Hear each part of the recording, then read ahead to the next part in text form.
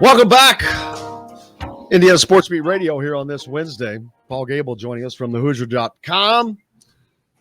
And Indiana's got plenty of information going in there as another recruit, Paul, from the state of Florida goes down. This one, not a big surprise. The safety, Phillip Dunnam.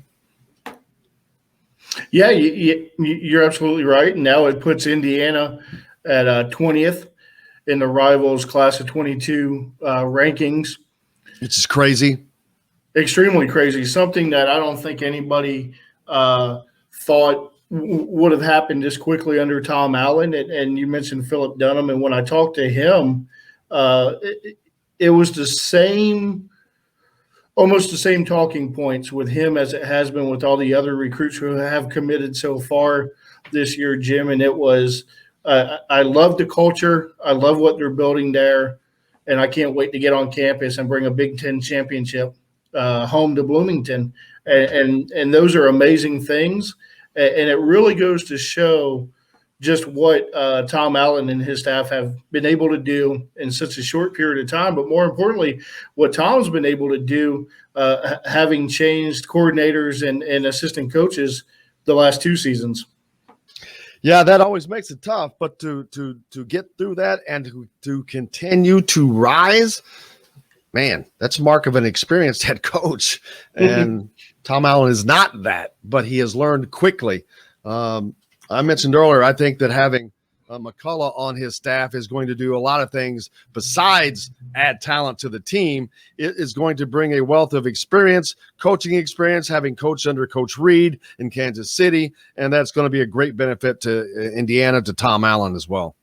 Yeah, definitely. You mentioned his time in Kansas City with Andy Reid and the one season he spent at Southern Cal, but it's also a guy who is already familiar with Indiana and the Big Ten, knows what it takes to produce quality running backs. And I wouldn't be surprised if you see him kind of have his voice in Nick Sheridan's ear a little bit and Tom Allen's ear, and they open up that playbook a little bit. We'll never know the true extent of just how much COVID impacted last season, especially when it comes to the offensive line and the running game a little bit. But I would imagine it'll look a lot different this season than last. Heading into Big Ten Media Days, where all the talk, all the hype about everything, but it all revolves around the health of Michael Penix Jr.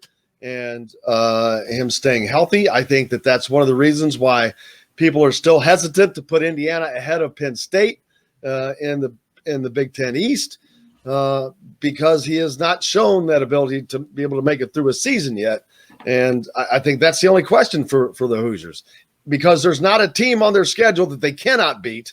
But that doesn't mean a lot. You've got to go on the road. This is a season that's going to be different. There will be 80,000 fans at Iowa. There will be 110,000 fans in Michigan. There will be, 100,000 fans at Beaver Stadium at Penn State. So that's going to make a huge difference. And you have to play in those situations. But as I said, there's not a team there that Indiana cannot beat. It's keeping guys healthy. It's the depth that they have added. We've talked about that along the way as it continues, because it doesn't matter. There will be injuries. That's the sport of football every year. How you manage to get through that, and how this Indiana team has managed to get through that this season. Right. And the big thing is you can't have injuries to the wrong guys. You can't have Michael Penix go down again. And Penix has looked very good in the two videos that have been released in as many weeks. And I don't know if it's somebody in Michael's camp or somebody in IU's camp, but those have been sent out for a reason. And it's not just, hey, look at Michael Penix. He's out throwing the ball. There is an intent there. And I say that based on the edits that were sent out.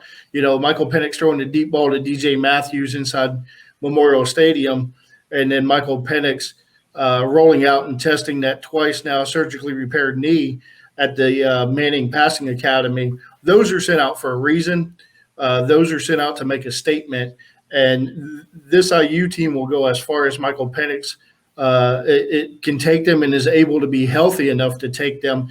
you mentioned the tough road games, and Iowa's going to be tough. At Michigan will be tough. One would have to expect Penn State will bounce back this season, and that'll probably be a whiteout game. But along those lines, Cincinnati on September 18th will be at home. And I would imagine that they will pack the rock, and you'll have a sold-out crowd for that one. It's a tough schedule. It's not the toughest schedule, I don't think, in terms of the Big Ten. But saving grace is you get Ohio State at home, who will probably have a redshirt freshman at quarterback this season.